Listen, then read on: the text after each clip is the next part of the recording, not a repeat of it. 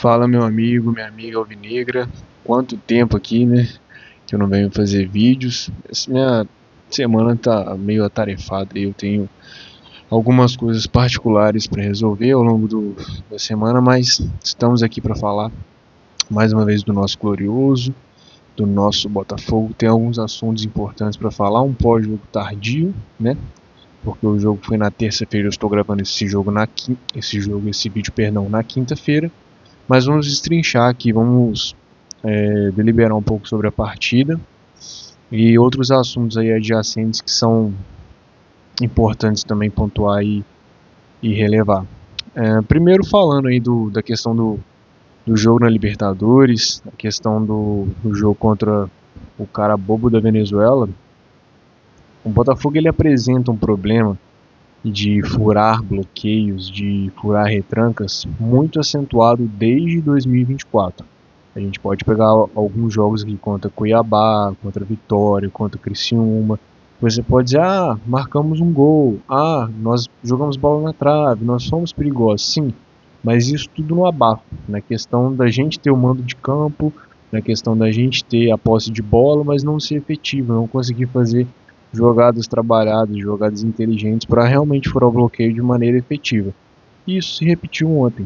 A gente viu um time que não veio só para se defender, eles queriam jogar por uma bola, eles queriam sim um contra-ataque, quase fizeram um gol com o John adiantado no segundo tempo, né, mais ou menos ali, volta dos 70, 75 minutos.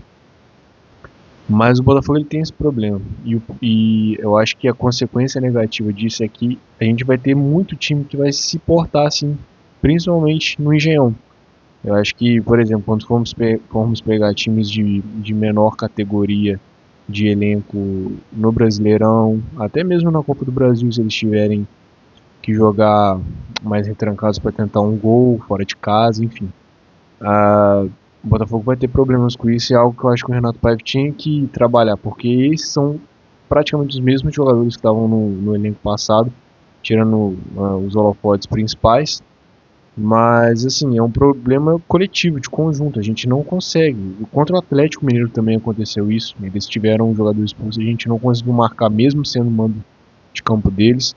Então assim, é um problema que tem que ser observado, um problema que tem que ser consertado, um problema que a gente não pode deixar como se fosse algo mais, assim, como exceção. Não, vai se repetir ao longo da temporada. Mas, de qualquer forma, vamos falar aqui do jogo. Eu gostei da escalação, eu acho que essa escalação ofensiva que tinha que ser imprimida mesmo, com 4 atacantes, 2 volantes. A gente teve a posse de bola e até a parte defensiva segura no maior tempo, não tivemos nenhum susto.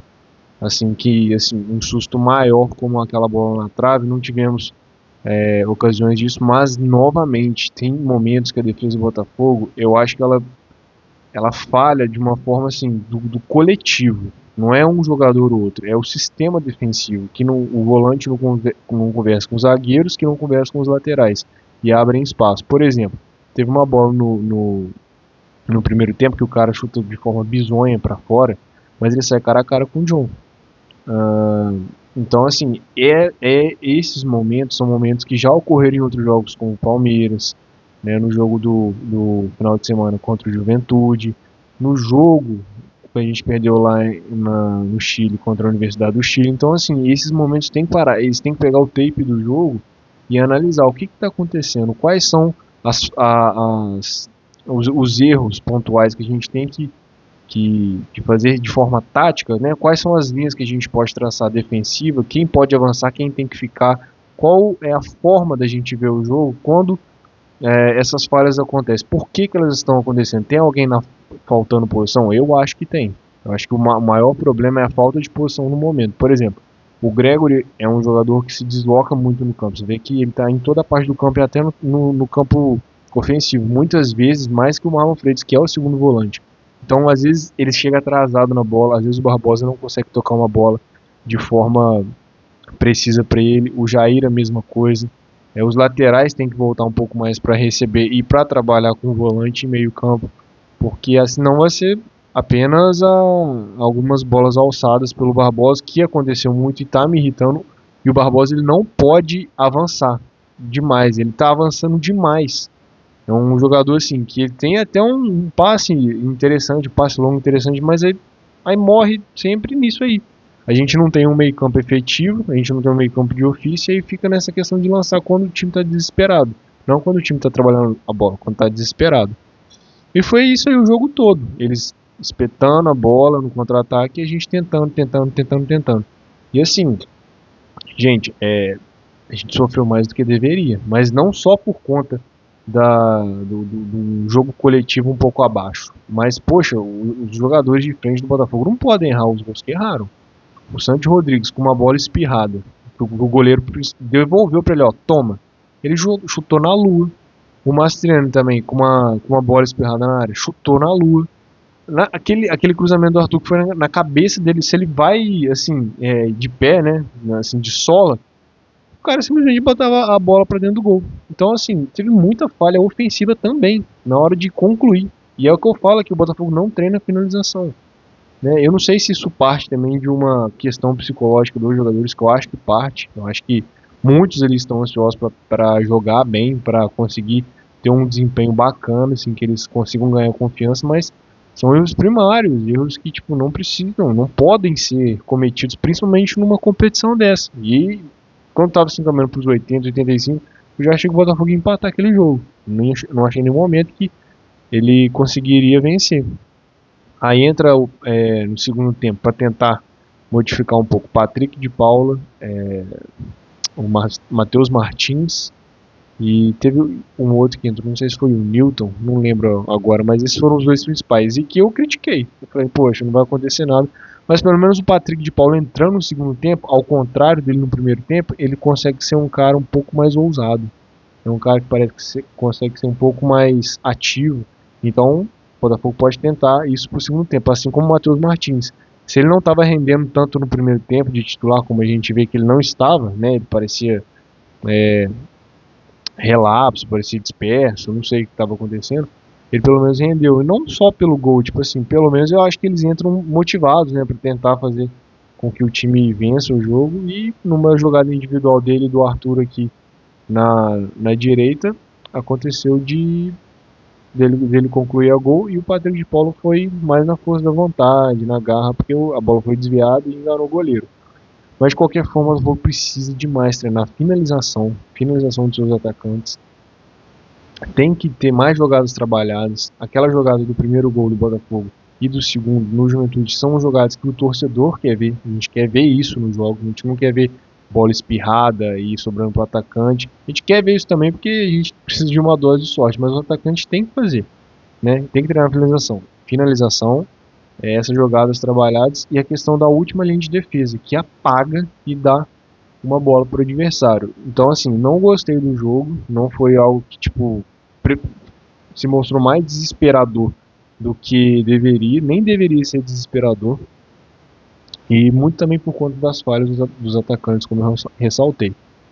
Também, nessa semana foi definido o confronto, né, do Botafogo na Copa do Brasil, que é contra o Capital do Distrito Federal. Não faço ideia qual a origem desse time, quais campeonatos que ele performou bem. Realmente é um completo desconhecido na minha enciclopédia de futebol. Mas assim, é uma surpresa, né? O Botafogo pegando um time fácil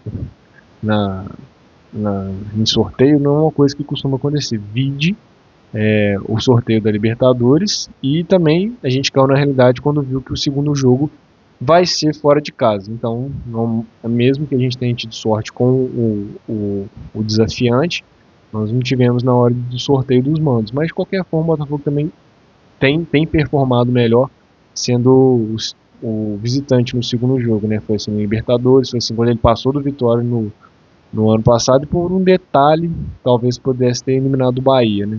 Mas vamos ver se agora a gente tem um pouco mais de cabeça, e eu acho sim que a competição que o Botafogo tem que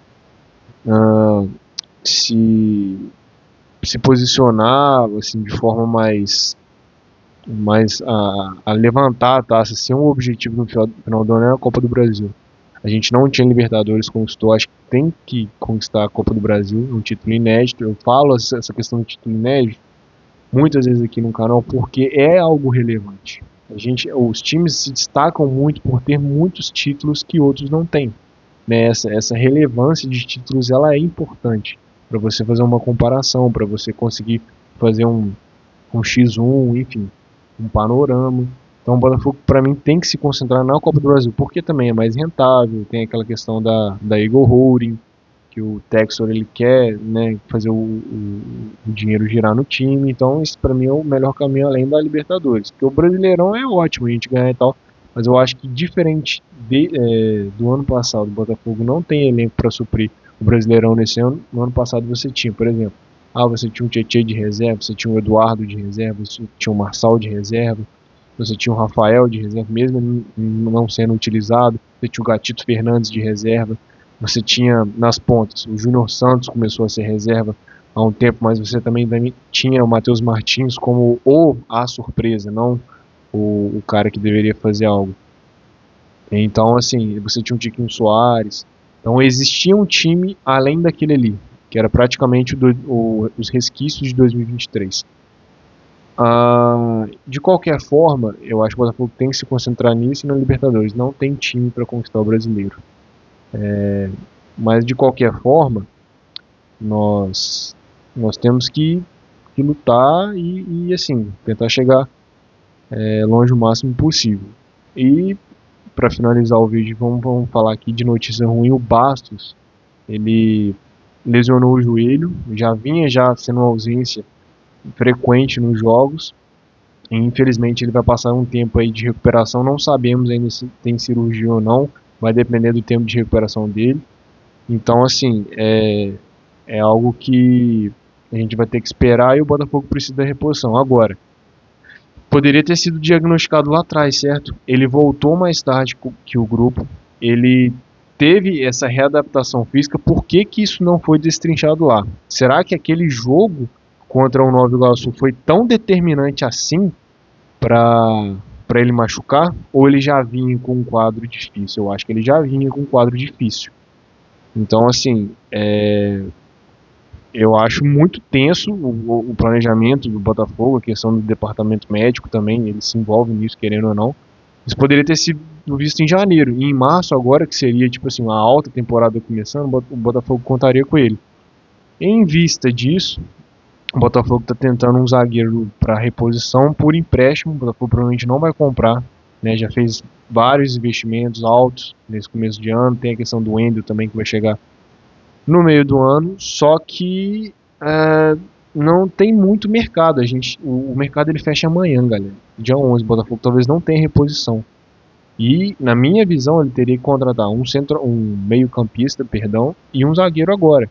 Não contratar um meio-campista agora significa que a gente vai morrer muito em questão de lançamento, muito na questão de depender de pontas, que muitas vezes não funcionam. Quando nós pegarmos um time bem postado, que tem qualidade de jogadores para contra-atacar, e mesmo com a posse de bola a gente vai sofrer.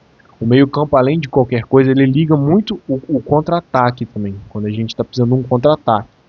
Então, se ele acerta uma bola para um velocista, ou ele consegue um cruzamento na cabeça de um zagueiro, que o Botafogo tem uma zaga alta hoje, faz a diferença. Eu acho que se concentrar só no zagueiro para amanhã, mesmo que seja um cara mediano, não precisa ser um cara totalmente aprovado, ele vem por empréstimo, ele é devolvido no fim do ano, mas o Botafogo precisa de alguém agora, tanto no meio campo quanto na zaga. E aí, sondou o Naves do Palmeiras, mas o Palmeiras já fala que não quer liberar o jogador, mesmo ele sendo quinta opção lá, né? Você tem outros jogadores como principais, mas falaram que não vão liberar. Tentou o Gustavo Martins, do jogador do Grêmio, também o Grêmio falou que não libera por empréstimo. Então, assim, você vai ficar restrito a opções menores.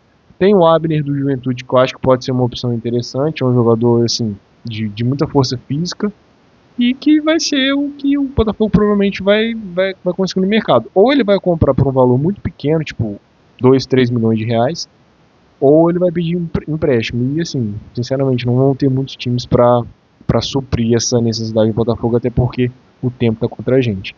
Então eu acho que o Botafogo tinha que pensar nessa questão de meio campo, mesmo que seja um empréstimo de um time pequeno, mas tem que ter um camisa 10. Mas o provável que vai acontecer é que a gente só tenha reposição dos zagueiros se acontecer, porque a janela está fechando. E é o que eu falo, o planejamento totalmente errado. Por que isso não foi visto antes? Por que não foi avisado quando a janela estava com um tempo maior e a gente tivesse mais esse tempo aí de negociação?